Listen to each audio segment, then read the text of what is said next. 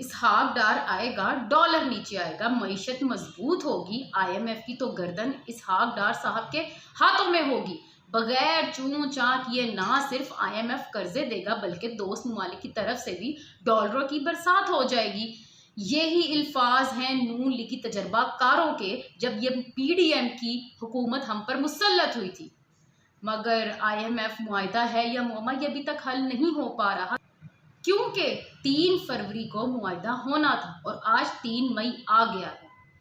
IMF नाक से लकीरें निकलवा रहा है। मुआहिदा तो कोई मसला ही नहीं कहने वाले डार और इनका 13 जमाती टोला ठूस होकर रह गया है। जितना अरसा इसहाक डार को वजीर खजाना बने हो गया है उतनी ही मुद्दत से IMF की किस्त फंसी हुई है और ये सारा ड्रामा तवील से तवील तर होता जा रहा है। इसहाक डार पहले दिन से कह रहे हैं कि फिक्र ना करें, मुआहिदा हो जाएगा और आज भी यही कहते हैं और कहते हैं कि अवाम फिक्र ना करें। अवाम कैसे फिक्र ना करे? अब हुकूमत ने 9,540 अरब रुपए के नए टैक्स लगाने की तैयारी कर रखी है।